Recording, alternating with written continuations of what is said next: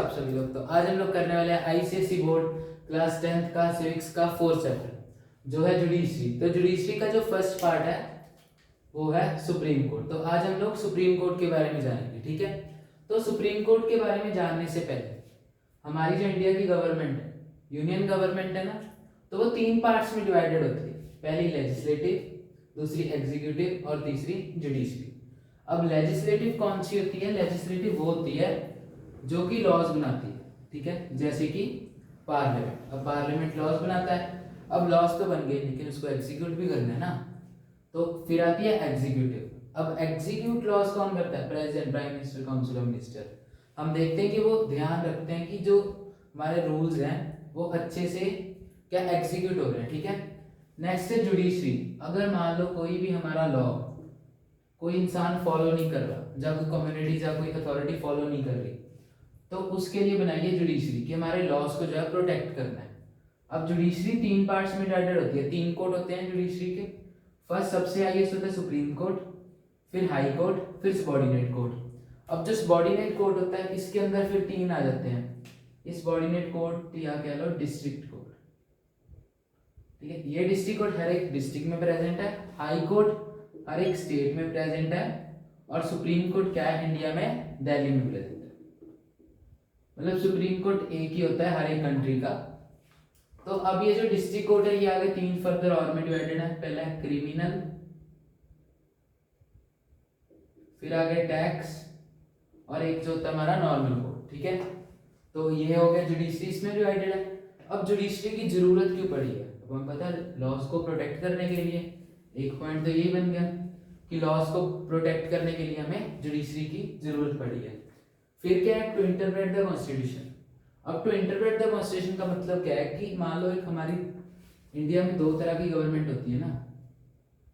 एक तो होती है हमारी यूनियन, जो सेंट्रल गवर्नमेंट है, ठीक है, जो सेंट्रल गवर्नमेंट है, और एक होती है स्टेट गवर्नमेंट। अब इन दोनों में कोई क्लैश हो गया, मान लो जहाँ कोई भी मान लो यूनियन जो है कॉन्स्टिट्यूशन के रूल्स को फॉलो नहीं कर रही, तो उस चीज को रोकने के लिए क्या है? जुडिशरी की जरूरत पड़ती है। मान लो कोई भी जाना कॉन्स्टिट्यूशन को फॉलो नहीं कर रहा, तो उसको रोकने के लिए हमारी जुडिशरी की जरूरत पड़ती है। नेक्स्ट है फंडामेंटल राइट्स को बचाने के लिए।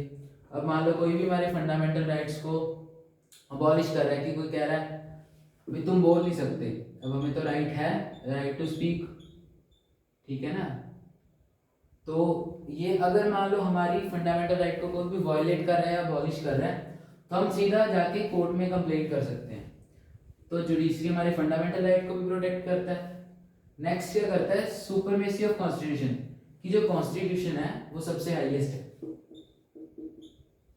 हाईएस्ट इज कॉन्स्टिट्यूशन, कि अगर कोई भी जाना कॉन्स्टिट्यूशन के खिलाफ जाता है, अगेंस्ट जाता है कॉन्स्टिट्यूशन के, तो उसको सजा मिलेगी, ठीक है। तो ये थी हमारी नीड ऑफ जुडिशरी। अब आते हैं हमारा नेक्स्ट टॉपिक जो है वो है सिंगल यूनिफाइड सिस्टम, कि जो हमारी जुडिशरी है वो सिंगल यूनिफाइड कैसे, कि सबसे हाईएस्ट कौन है, फिर उसके नीचे कौन है। वही जो ये हमने बताया कि supreme court, then high court, then district court. अब इसको एक टेबल की हेल्प से समझते हैं। तो ये आ गया हमारा सिंगल यूनिफाइड सिस्टम, ठीक है। तो सबसे ऊपर कौन है? अब मान लो हमारे जो कोर्ट्स है उनमें सबसे हाईएस्ट कोर्ट की पोजीशन कौन है? Supreme court. अब मान लो किसी सुप्रीम कोर्ट ने, जो हमारा इंडिया का है, उसने डिसीजन दे दिया कि एक पर्सन है ए, ये जो है गिलिटी है, तो अब इसके जो डिसीजन है उसके अगेंस्ट नहीं कोई जा सकता। अगर किसी को ज्यादा ही कि हाँ भी मुझे डिसीजन नहीं लगा, तो वो सिर्फ प्रेसिडेंट को कंसल्ट कर सकता है। प्रेसिडेंट रिक्वेस्ट कर सकता है सुप्रीम कोर्ट को कि एक बार फिर से मतलब कि आप अपना डिसीजन कर लो, ठीक है। तो सेकंड है हमारा हाई कोर्ट। ये प्रेजेंट होता है हमारी हर स्टेट में। अब कुछ स्टेट्स का जो हाई कोर्ट है वो मान लो एक होता है, वैसे 2 स्टेट्स का एक हाई कोर्ट होता है, जैसे कि हो गया पंजाब और हरियाणा का। अब पंजाब और हरियाणा का जो हाई कोर्ट है वो है चंडीगढ़ में। मतलब दो स्टेट्स है पंजाब और हरियाणा, लेकिन इनका हाई कोर्ट एक है, वो कहाँ है? चंडीगढ़ में।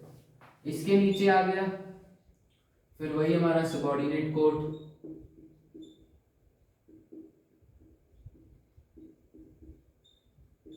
देन वही टैक्स, क्रिमिनल और जो हमारा नॉर्मल कोर्ट था वो आ गया। ठीक है, तो ये था हमारा सिंगल यूनिफाइड सिस्टम। अब हम किसके बारे में पढ़ना है आज? हमने पढ़ना है सुप्रीम कोर्ट के बारे में। ठीक है, इसके बाद अगले चैप्टर में जो है हमें है हाई कोर्ट और सबऑर्डिनेट कोर्ट के बारे में। तो पहले सुप्रीम कोर्ट के बारे में देखते हैं कि मान लो अगर किसी ने सुप्रीम कोर्ट में जज लगना है, उसकी क्वालिफिकेशंस क्या है, सुप्रीम कोर्ट की कंपोजिशन क्या है और सुप्रीम कोर्ट के फंक्शंस क्या है। ठीक है, तो सबसे पहले आ गया हमारा composition of supreme court, composition. ठीक है, अब सुप्रीम कोर्ट में मैक्सिमम जो है मैक्स 33 जजेस होंगे और एक चीफ जस्टिस होगा।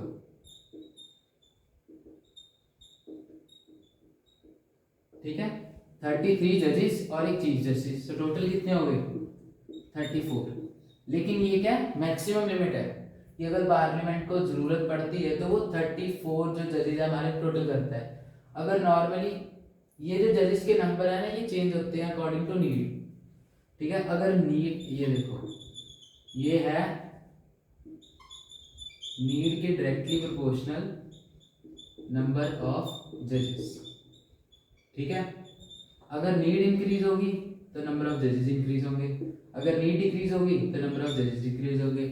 और जो मिनिमम होते हैं वो 7 to 8 जजेस होते हैं, जिनमें से एक चीफ जस्टिस होता है। ठीक है, तो ये थी सुप्रीम कोर्ट की कंपोजिशन। अब नेक्स्ट आते हैं, मान लो किसी ने जज लगना है सुप्रीम कोर्ट में, जहाँ कोई भी, हाँ जज लगना है। ठीक है, तो अब जज के लिए क्वालिफिकेशंस क्या होंगी? क्वालिफिकेशंस, अब एक क्वालिफिकेशन तो याद कर लो, हर जगह काम आएगी। प्राइम मिनिस्टर हो, प्रेसिडेंट हो, काउंसिल ऑफ मिनिस्टर हो, सुप्रीम कोर्ट का जज हो, हाई कोर्ट का जज हो या सबऑर्डिनेट का जज हो, फॉर जज ऑफ सुप्रीम कोर्ट। ठीक है, तो सबसे पहली कौन सी होगी? वो सिटीजन ऑफ इंडिया, मतलब वो बंदा इंडिया का सिटीजन होना चाहिए। ठीक है, अब पता ही है प्रेसिडेंट में भी यही क्वालिफिकेशन थी, बस citizen of India, prime minister में भी, सुप्रीम कोर्ट के जज में भी यही और हाई कोर्ट के जज में भी यही होगी। अब नेक्स्ट है कि अ पर्सन मस्ट बी जज फॉर 5 years सक्सेसिवली। ये वर्ड याद रखना, सक्सेसिवली। सक्सेसिवली का मतलब कि लगातार। ठीक है, मतलब एक इंसान जो है 5 साल के लिए सक्सेसिवली जज होना चाहिए हाई कोर्ट का। ठीक है, जा तो ये हो, और इसके एक और ऑप्शन है, जा हो a person must be advocate, मतलब कि लॉयर जो होते हैं, फॉर 10 years। जज हो तो 5 साल के लिए होगा, लेकिन अगर एडवोकेट हो तो 10 साल के लिए, 10 years successively of high court.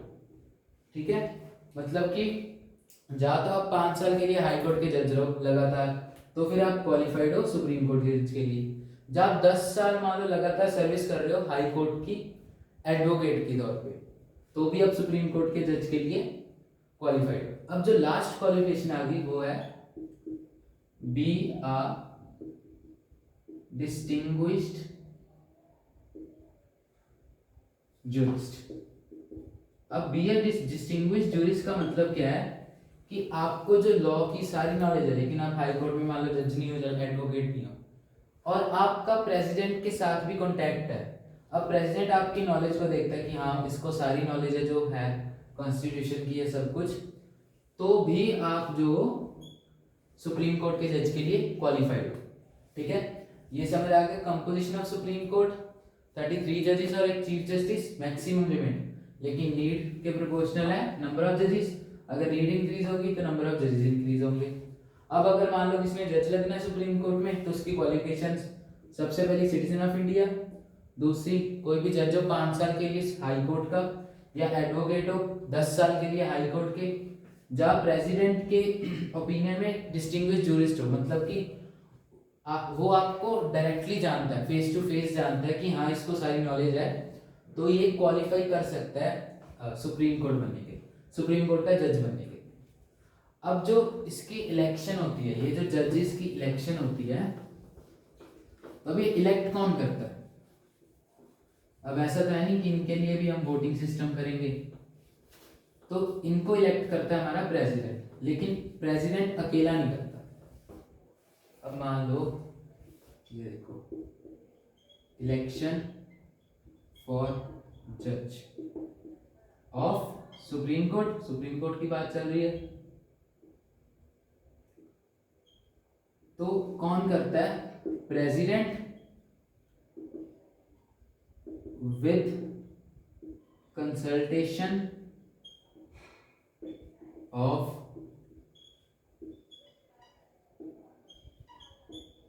Chief justice.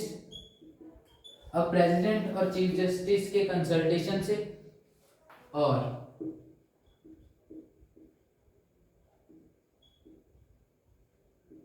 कोई भी और जजेस भी प्रेजेंट हो, मान लो जो पहले से जज थे सुप्रीम कोर्ट के, ठीक है, वो भी प्रेजेंट होने चाहिए। और अकेले एक जाने पे डिसीजन नहीं होगा सारी कंट्री की सुप्रीम कोर्ट का, क्योंकि सुप्रीम कोर्ट तो हाईएस्ट पावर है, जो ऑर्डर सुप्रीम कोर्ट ने दे दिया बस वो फिर पक्का है। तो अब प्रेसिडेंट चीफ जस्टिस के साथ कंसल्ट करता है, और कुछ और जजेस हैं, इनकी सारे की मीटिंग बैठती है, वहां पे ये सारे कंसल्टेशन करते हैं किस किस को जज चूज करना है।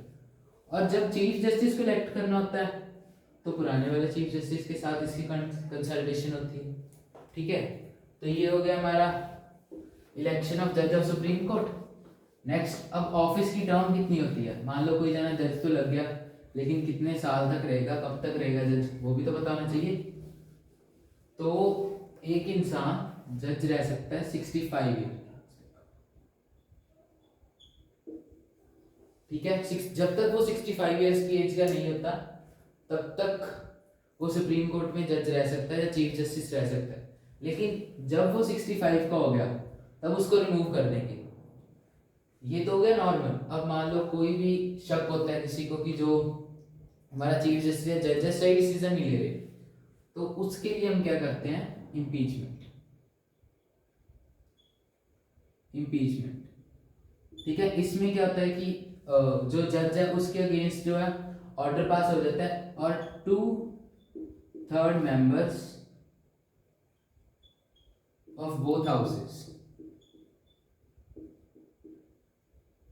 ठीक है, उनकी कंसल्टेशन चाहिए कि हाँ भाई 2/3 मेंबर्स को लगता है कि ये बंदा गलत है। अब मान लो टोटल 150 मेंबर्स हैं, अब इसका 2/3 कितना हो गया? तो 100 मेंबर्स जो हैं एग्री करने चाहिए कि हाँ कि ये जो जज है ये सही नहीं है, ये डिसीजन सही नहीं करता, तभी जो इम्पीचमेंट होगी। अगर मान लो यहाँ पे 95 भी रह गए या 90 रह गए, तब नहीं होगी। पूरे 2/3 मेंबर्स की, मतलब 3rd मेंबर्स को एग्री होना पड़ेगा। अब एक और मेथड है जिससे, लेकिन वो उसकी अपनी मर्जी है जज की, वो रिजाइन दे सकता है। अब वो रेजिग्नेशन लेटर अपना किसको देगा? प्रेसिडेंट को, ठीक है, वो रिजाइन दे सकता है, लेकिन वो रेजिग्नेशन लेटर जो है वो प्रेसिडेंट को सबमिट करा देगा कि ये लो मैं रिजाइन दे रहा हूँ। तो अब तीन थे प्रोसेस रिमूवल के।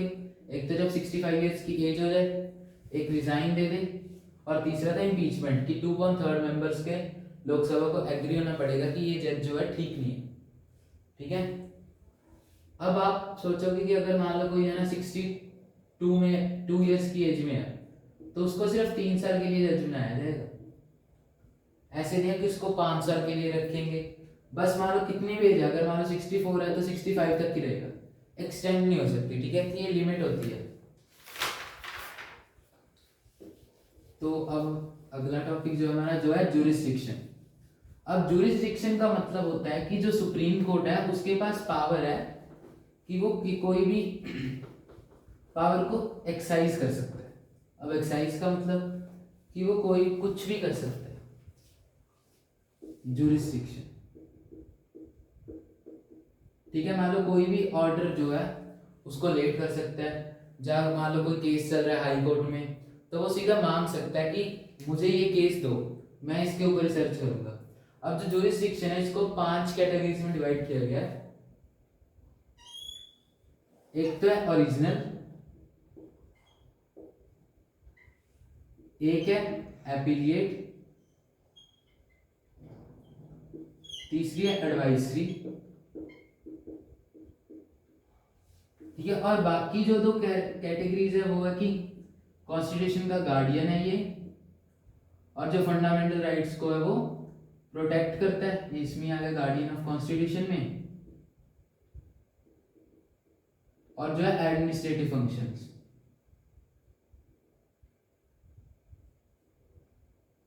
एडमिनिस्ट्रेटिव फंक्शंस की अपॉइंट करने की जिम्मेवारी इसकी है। जो भी काम चल रहा है सुप्रीम कोर्ट के, उसमें उसकी जिम्मेवारी सुप्रीम कोर्ट की ही हो। ठीक है, सबसे पहले ओरिजिनल ज्यूरिसडिक्शन।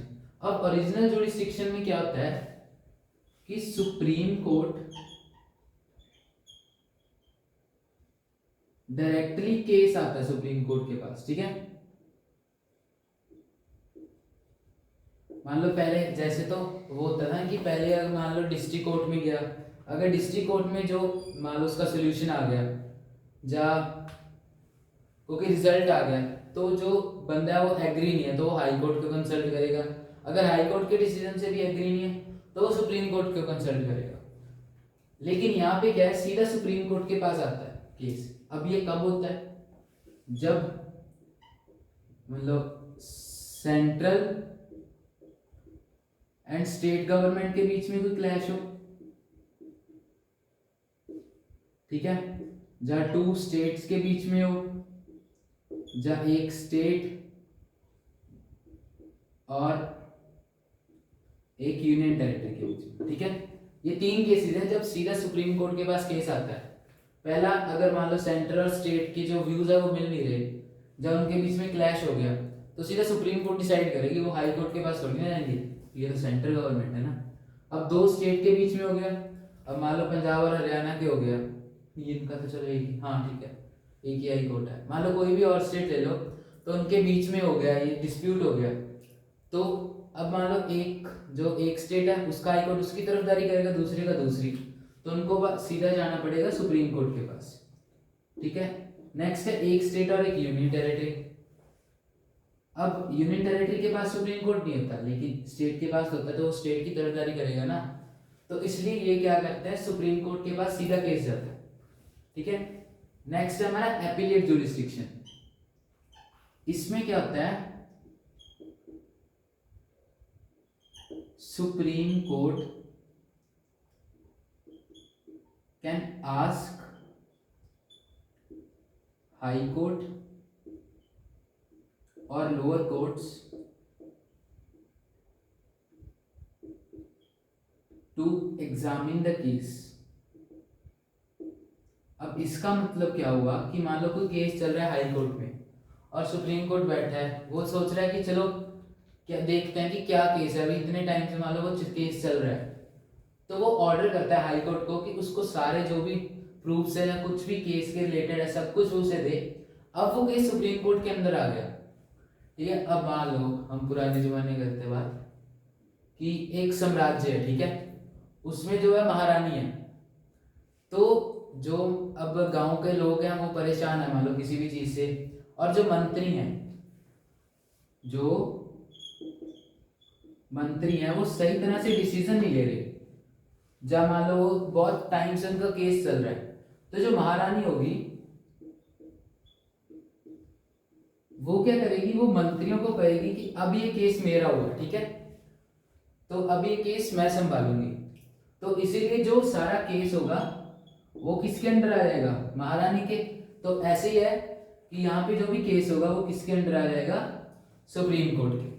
ठीक है, नेक्स्ट है एडवाइजरी जुरिस्डिक्शन। अब एडवाइजरी जुरिस्डिक्शन में क्या होगा कि जो प्रेसिडेंट है, president can consult supreme court for any law. मतलब कि प्रेसिडेंट जो है वो पूछ सकता है सुप्रीम कोर्ट को कि इस लॉ के रिलेटेड कि ये लोगों के मतलब भलाई के लिए है या नहीं है। लेकिन ये सुप्रीम कोर्ट के ऊपर कोई बंधन नहीं है, मतलब कि उसके लिए कोई जरूरी नहीं है कि वो प्रेसिडेंट को आंसर दे, वो इग्नोर भी कर सकता है। और प्रेसिडेंट का भी ये कोई नहीं है भी वो उसको पूछे, मतलब उसके ऊपर कोई बाउंड नहीं है, ठीक है भाई, उसका आंसर उसको देना ही पड़ेगा कि हाँ भाई ये जरूरी है या नहीं। अब यही एग्जांपल ले लो, अब मान लो महारानी है, अब इसको सारी नॉलेज है लॉ की, ठीक है, सारी राजनीति इसको पता है। अब महाराज है, ये इसको पूछेगा कि मुझे बताओ कि मान लो मैंने यहाँ पे कुछ भी गांव में कुछ भी कोई फंक्शन करना है, कुछ भी करना है, तो ये लोगों की भलाई के लिए है या नहीं है।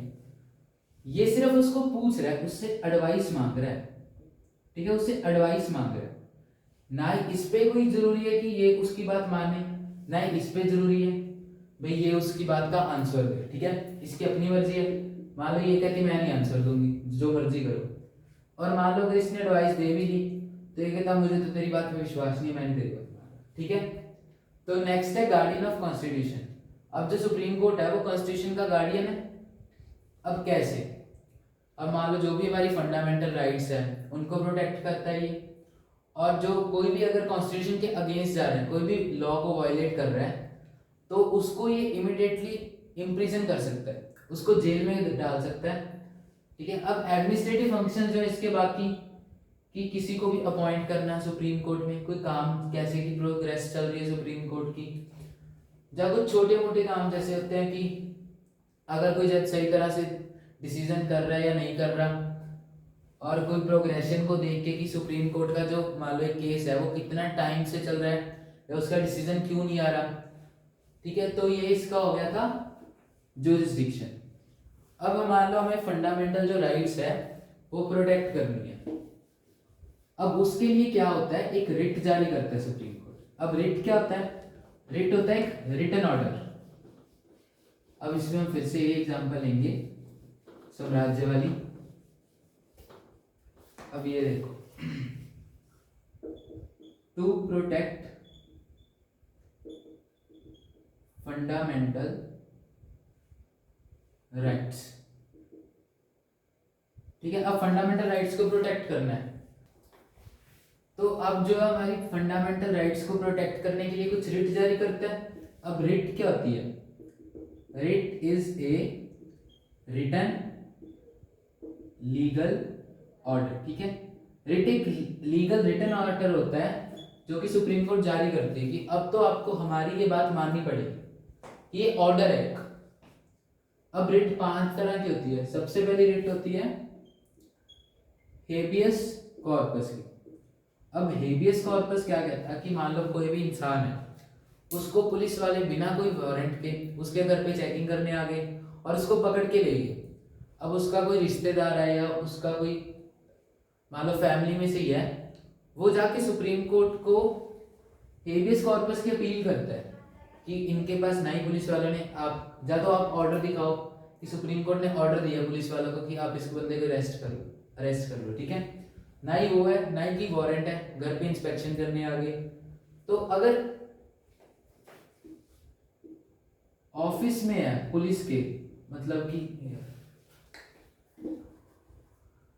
जेल में उसको ऐसे ही डाल दिया, जब इंस्पेक्शन करने आ गए, ठीक है, विदाउट वारंट।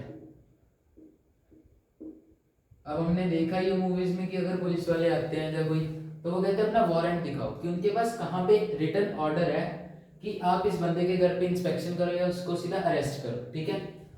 तो सुप्रीम कोर्ट क्या करती है, फिर हेबियस कॉर्पस को जारी करती है, हेबियस कॉर्पस की रिट को जारी करती है कि इस बंदे को अभी के अभी छोड़ा जाए, रिहा किया जाए। ये होगी हेबियस कॉर्पस। नेक्स्ट है मैरेमस। मैरेमस का मतलब होता है वी कमांड, ठीक है। अब मान लो सुप्रीम कोर्ट बैठी है आराम से, उसके दिमाग में आया कि ये अथॉरिटी अच्छे से काम कर रही है नहीं कर रही। तो ये क्या करती है, ये रिट ऑफ मैरेमस जारी करती है, जिसको किसी से पता लगता है कि ये इंसान अच्छे से काम नहीं कर रहा है, ये जो है कॉर्पोरेशन अच्छे से काम नहीं कर रही।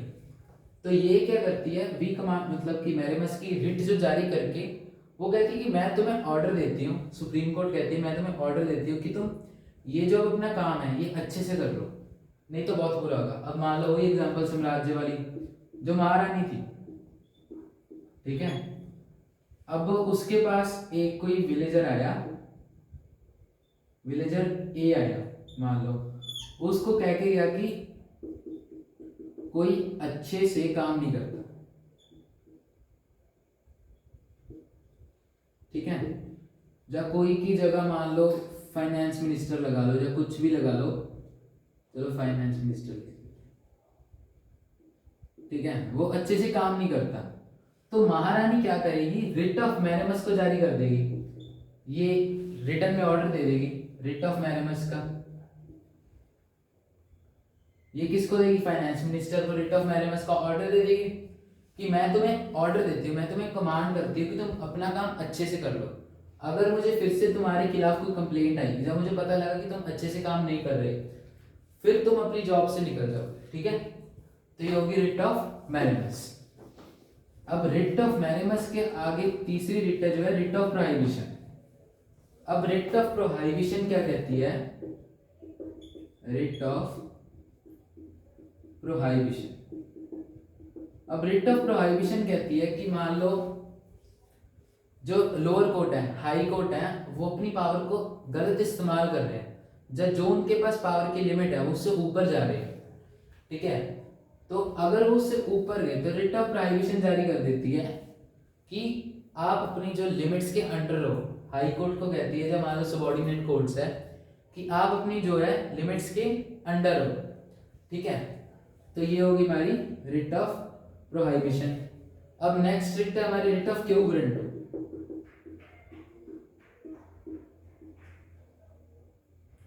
रिट ऑफ क्यू ग्रांटो, अब रिट ऑफ क्यू ग्रांटो क्या कहती है कि मान लो कोई भी इंसान अपना इलीगली ऑफिस बना के बैठा है, उसके पास ना ही कोई कागजात है ना ही कुछ है, वो इलीगली अपना ऑफिस बना के बैठा है वहां पे, तो वहां पे जो है सुप्रीम कोर्ट को अगर पता लगता है, इंस्पेक्शन करने जाते हैं मान लो कोई भी, और उनको भी आगे बताता है कि सुप्रीम कोर्ट को कि जो ऑफिस है वो इलीगली वहां पे है, उसकी कोई रजिस्ट्रेशन नहीं हुई या उसके पास कोई लाइसेंस नहीं है ये ऑफिस चलाने का, मान लो आईलेट्स का सेंटर चलाने का, ठीक है।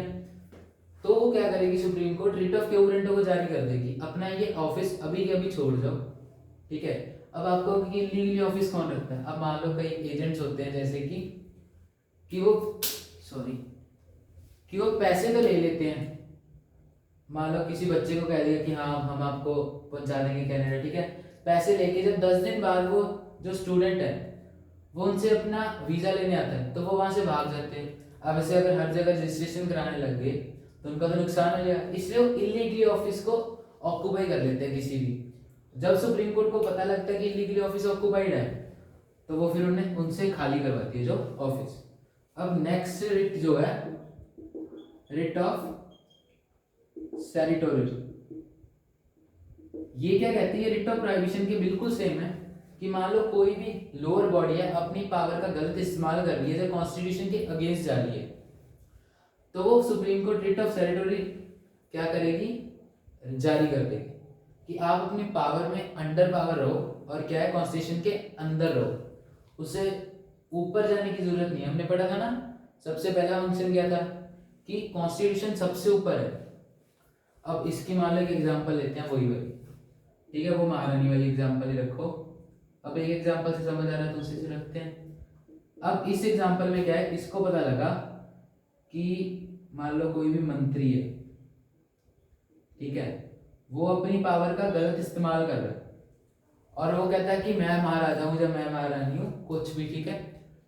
तो जब महारानी को पता लगा कि अपने आप को ये महाराजा महारानी समझ रहा है तो वो इसके अगेंस्ट रिट ऑफ सेरिटोरी वो लगा देगी, जारी कर देगी कि आप अपनी लिमिट्स में रहो, जो आपके पास पावर है उसी में रहो और जो रूल चल रहा है उसी के अंडर रहो, ठीक है। तो ये जो हमारी 5 रिट्स हो गई। अब नेक्स्ट टॉपिक है हमारा जो कि शायद लास्ट टॉपिक है, कि जो जुडिशरी हमारी है, जो सुप्रीम कोर्ट है, वो इंडिपेंडेंट है कोई भी डिसीजन लेने से। ठीक है, इंडिपेंडेंट,